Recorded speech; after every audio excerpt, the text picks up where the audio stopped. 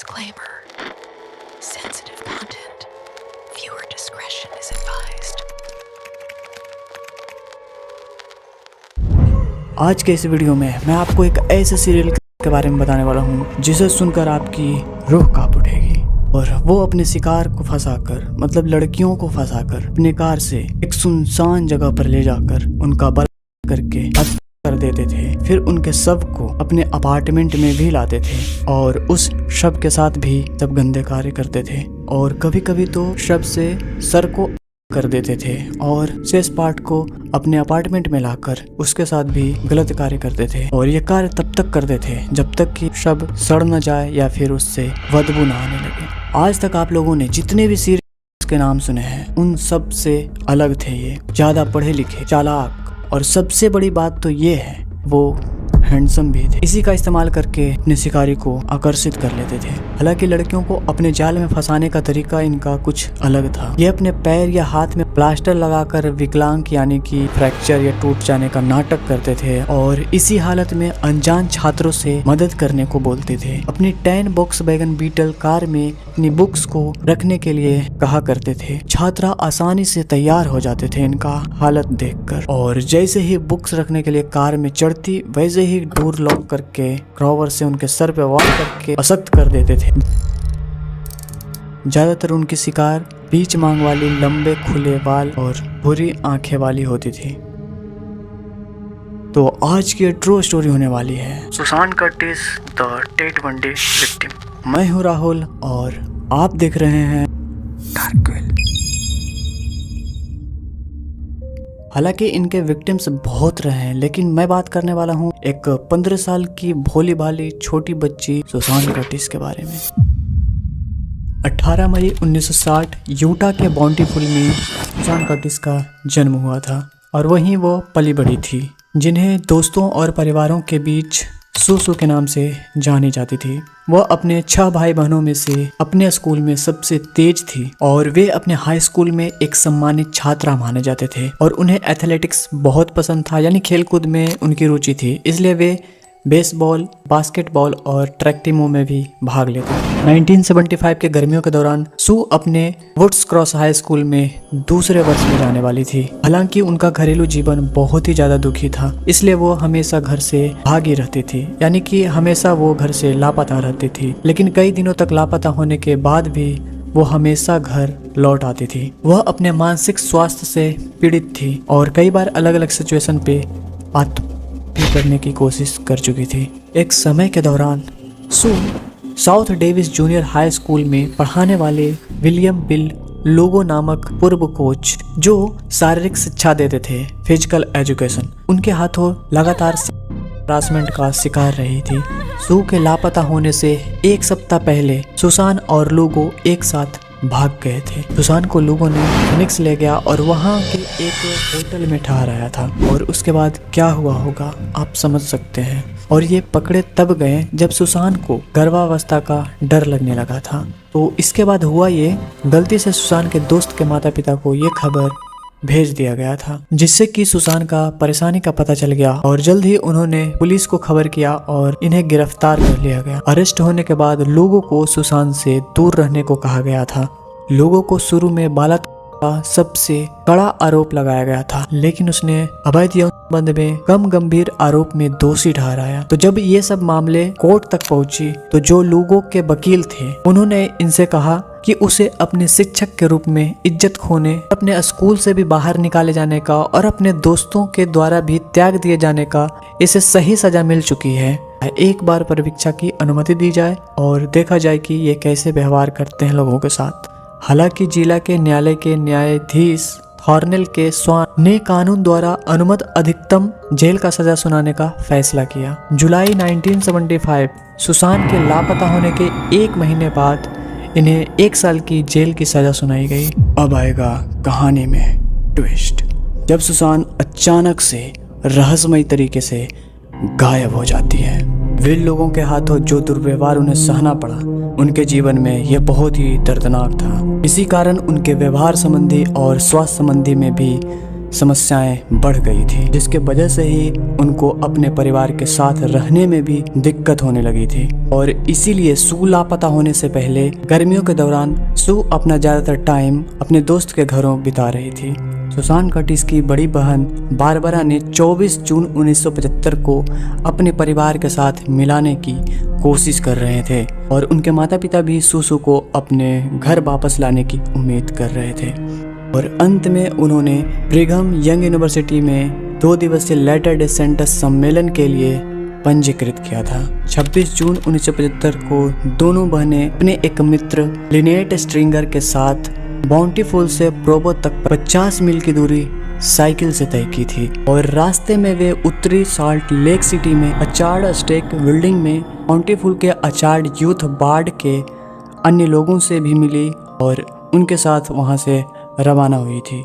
रास्ते में सू ने कई बार अपनी पेट की समस्याओं के बारे में बता रही थी। सू ने अपनी बहन को कहा, मुझे आत्महत्या करने का मन कर रहा है। तो वे लोग अगले दिन सुबह के 9 से 10 बजे के बीच वहां पहुंच गए थे। तो वहां पहुंचने के बाद सबको अलग अलग कमरे दिए गए थे ठहरने के लिए। सू सभी महिला छात्रावास में दूसरे मंजिल के कमरे में रह रही थी। वह मेन रूप से हेलमेन हॉल में, मेरिल हॉल में लिनेट के साथ एक कमरा साझा करने जा रही थी, जबकि उसकी बहन पास के कमरा संख्या 2118 में रह रही थी। सम्मेलन के पहले दिन शाम को एक औपचारिक भोज की व्यवस्था की गई थी जो विल्किंसन छात्र केंद्र में आयोजित किया गया था। तो वहां खाना खाने के बाद सू को चिंता होने लगी थी कि उनके दांत में जो ब्रेसेस लगे थे, यानी कि दांत को जो अंदर करने के लिए पिन लगाया जाता है, उनमें भोजन न फंस जाए, ऐसा उन्हें चिंता होने लगी थी। इसलिए सू ने अपने दोस्तों से कहा कि मैं अपने कमरे वापस जा रही हूँ, पैदल ही जाऊंगी ताकि अपने दांतों को ब्रश कर सकूं। हालांकि यहाँ पे पैदल जाने का मतलब ये हुआ है कि शायद उन्हें अंदर से कुछ टेंशन या फिर कुछ भी प्रॉब्लम हो जिसके वजह से वो पैदल ही जाने को। और उन्होंने अपनी एक दोस्त से कहा, मैं कुछ मिनटों में ही वापस आ जाऊंगी। और यह शाम के करीब 7 बजे थे और यही टाइम है जब सू को आखिरी बार देखा गया था। लोगों का कहना है कि वहाँ से उनके कमरे तक पैदल जाने में 13 मिनट से ज़्यादा नहीं लग सकते हैं, लेकिन 13 मिनट के बाद जब देखा कि नहीं देखने को मिली, तब उनकी बड़ी बहन बारबरा सू के तलाश में निकल पड़ी थी। जब सू के कमरे में वो पहुंचे तब देखे कि सू के ब्रश जो है अभी भी सूखा था, मतलब कि उन्हें चिंता होने लगी कि अभी वो रूम पर वापस नहीं आई है, तो गई कहाँ। पहले उन्हें ऐसा लगा कि सू खो गई है, क्योंकि ब्रिघम यंग यूनिवर्सिटी के परिसर से वो परिचित नहीं थी, इसलिए उन्हें संदेह हुआ कि शायद वो खो गई होगी, लेकिन ऐसा नहीं था।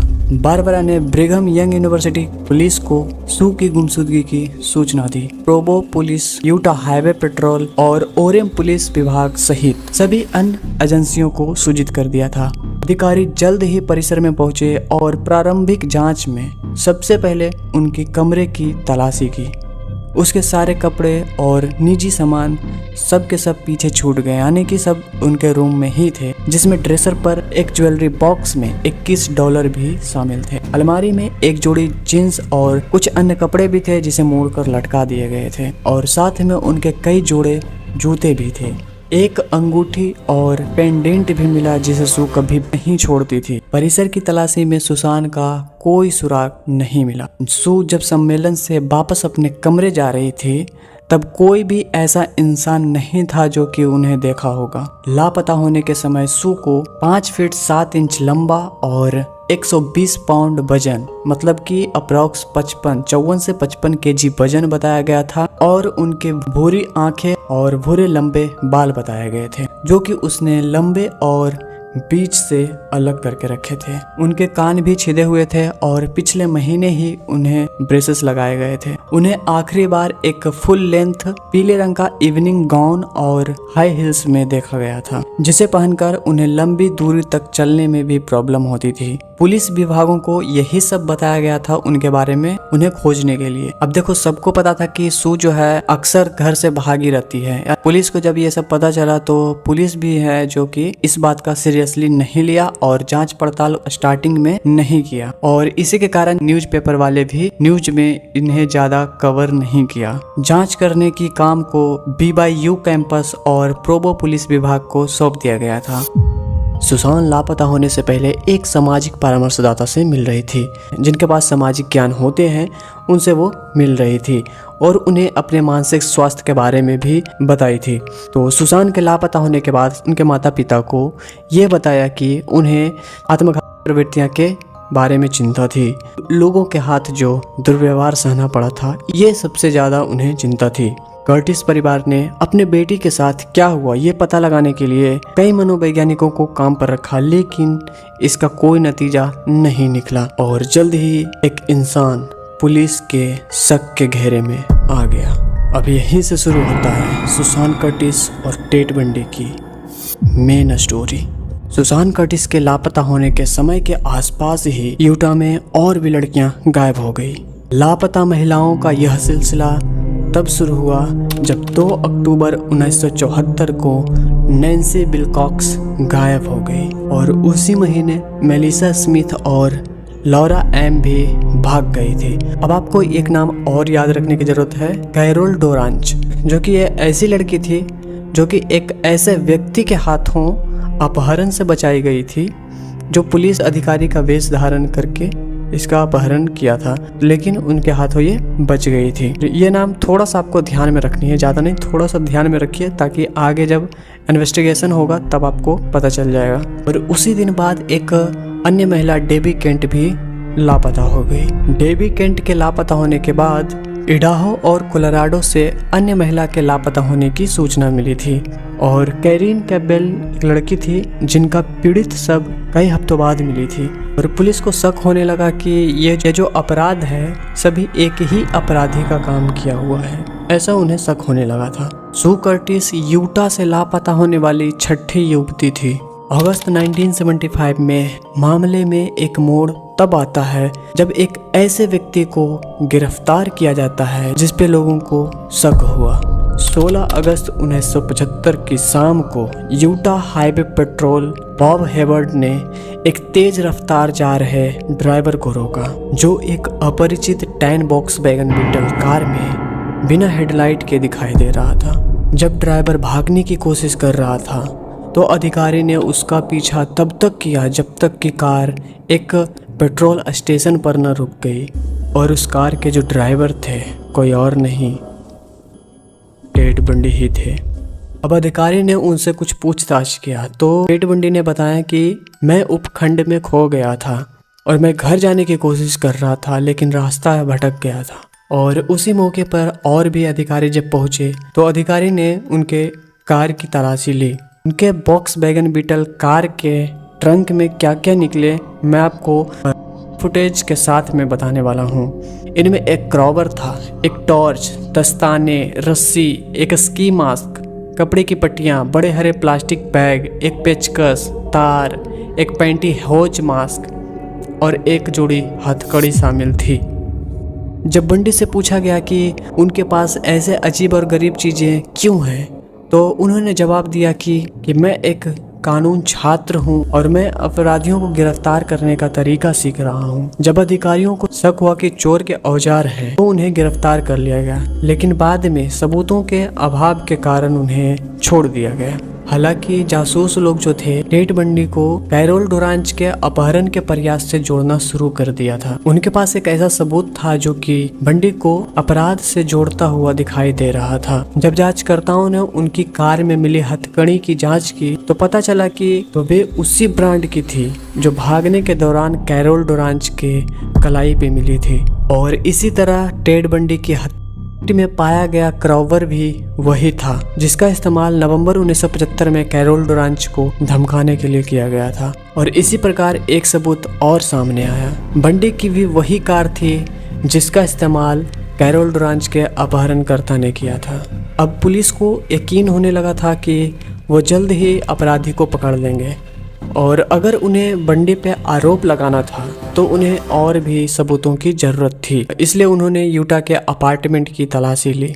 अपार्टमेंट में नक्शे और ब्रोशर पाए गए और सबसे बड़ी बात यह है कि जो उनके पास नक्शे थे वही इलाके की कई महिलाएं गायब हुई थी। अपहरण के प्रयास के लिए गिरफ्तार किए गए बंडी की बासी गठन में जासूसों के द्वारा कई युवतियों के लापता होने के मामले में भी जांच किया जा रहा था। जब बंडी ने अपने वोक्सवैगन बीटल कार को बेच दिया था, तब पुलिस ने उनके खरीदार को भी ढूंढ निकाला और कार को जब्त कर लिया था, ताकि वे लोग गहन फोरेंसिक जांच कर सके। टेड बंडी ने अपने कार को सेल करने से पहले अच्छी तरीके से साफ करके सेल किए थे, लेकिन इसके बावजूद भी जांचकर्ताओं को उसमें कई बाल मिले, जिनकी जांच की जाने पर वे बाल कैरीन कैंपवेल की मिली। डोरांच द्वारा लाइनअप से चुने जाने के बाद बंडी पर उसके अपहरण का आरोप लगाया गया और उस पे मुकदमा चलाया गया। दोषी पाए जाने पे उन्हें 1 से 15 साल की सजा सुनाई गई। कोर्ट हाउस में बंडी ने एक साहसी भागने की योजना बनाई थी, लेकिन कई दिनों के बाद उन्हें पकड़ लिया गया था। ग्लेनवुड से स्प्रिंग्स वापस ले जाने पर उन्होंने दोबारा प्रयास किया और इस बार भागने में सफल रहा। वह भागकर फ्लोरिडा चले गए और वहां एक छद्म नाम से और न पकड़े जाने का प्रयास किया। जनवरी 1978 में ची ओमेगा सेरोरिटा हाउस में 2 छात्रों की हत्या कर दी गई और अन्य 2 छात्रों को कुछ घुसपैठियों ने गंभीर रूप से घायल कर दिया। इसके बाद बंडी को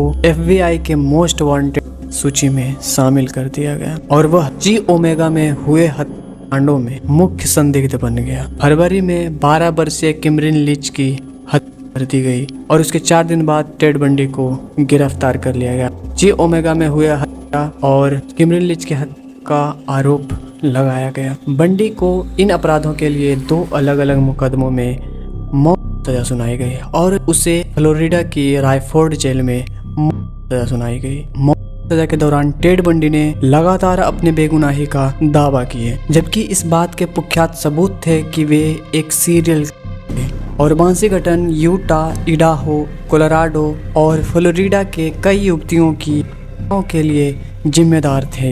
कुछ जासूसों को संदेह था कि वह 100 से ज्यादा हत्याओं के लिए जिम्मेदार हो सकते हैं। अपनी फांसी तारीख को कई बार टाले और फिर से निर्धारित किया। जब 24 जनवरी 1989 को फांसी तारीख की पुष्टि की गई तो बंडी के पास समय कम होता जा रहा था। उन आखिरी घंटों में बंडी ने अपनी फांसी को रोकने के लिए एक हताश प्रयास में कबूल करने का फैसला किया।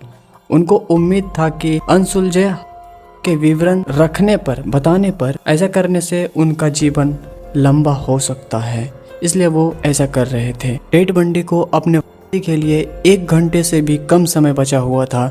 तब उन्होंने फ्लोरिडा राज्य के जेल अधीक्षक थॉमस बार्टन के सामने कबूल किया कि उसने ही सुसान कर्टिस की हत्या की है, जो 1975 में उसकी गिरफ्तारी से पहले उसकी अंतिम पुष्टि की गई शिकार थी। अन्य महिलाएं उसके बाद लापता हो गई, जिनके नाम Sandra Weaver, Nancy Perry Weird, Sally Robertson और डेबी स्मिथ थे। हालांकि बंडी ने कभी भी इन अपराधों को स्वीकार नहीं किया, लेकिन सुसान कर्टिस के हत्या के बारे में लास्ट में उन्होंने टाइम पे स्वीकार किया था। टेड बंडी अपने शिकारों को अपहरण करने के लिए अपने हाथ या पैर में प्लास्टर कास्ट का इस्तेमाल करते थे, ताकि वे विकलांग और हानि रहित दिखे। इसके बाद वह एक अनजान छात्रा से मदद मांगते थे, जो उनकी किताबों को 10 वोक्सवैगन बीटल कार में ले जाने के लिए आसानी से तैयार हो जाते थे और वह वहां हथकड़ी लगाने या उन्हें अंदर रखने से पहले छिपे हुए क्रॉबर से सर पे पार करके उन्हें बेहोश कर देते थे। उसके बाद टेड बंडी अपने बेहोश शिकार को एक सुनसान इलाके में ले जा करके उनका बलात्कार करके हत्या देते थे। उसके बाद उनके शव के साथ नेक्रोफिली में लिप्त हो जाते थे। उन्होंने कई बार पीड़ित अवशेषों के साथ ऐसा किया और ये तब तक करते थे जब तक कि सड़न उन्हें कुछ भी आगे करने से रोक न दे। कुछ मामलों में तो सबके सर को देते थे और वापस उन्हें अपार्टमेंट में ले जाकर उनके साथ भी गलत कार्य करते थे। और यह संभव हो सकता है कि बंडी ने सुसान कर्टिस के अपहरण के बाद यह कृत्य किया हो। जब टेड बंडी से सुसान कर्टिस के ठिकाने के बारे में पूछा, उन्होंने कहा कि उसके शव को प्राइस से 5 से 10 मील दक्षिण में ग्रीन रिवर से ठीक पहले फेंक दिया और उन्होंने एक साइड रोड पर बाएं मुड़ लिया और लगभग 1/4 मील के बाद फिर से बाएं मुड़ गया। उसने कहा कि फिर उसने उस कच्ची सड़क पर लगभग 200 गज की दूरी तय की और उसके बाद उसके अवशेषों को लगभग 50 गज दूर बाएं तरफ फेंक दिया। उसी कबूलनामे के दौरान बंडी ने कोलोराडो में डेनिस और नैन्सी विलकॉक्स और डेब केंट और मेलिसा स्मिथ और लॉरा एम, उन्होंने पहले कुछ पीड़ितों के सिर काटकर उन्हें अपने यूटा अपार्टमेंट में रखने की भी बात कबूल की थी। टेड बंडी की के बाद कर्टिस परिवार को बाकी अमेरिकियों की तरह पता चला कि उनकी बेटी भी एक सीरियल किलर का शिकार थी। 14 साल के लंबे अंतराल के बाद उन्हें आखिरकार इस बात का जवाब मिल गया कि उनकी बेटी के साथ क्या हुआ था, लेकिन उनके अवशेषों के स्थान के बिना वे कभी भी पूरी तरह से संतुष्ट नहीं हो सके, क्योंकि बंडी ने जैसा कि बताया था कि उनका अवशेष कहाँ कहाँ है, लेकिन इतने लंबे समय के बाद उन्हें ढूंढना बहुत ही ज़्यादा मुश्किल था और इसी कारण यह एक अनसुलझे हिस्से के रूप में अभी तक बना हुआ है।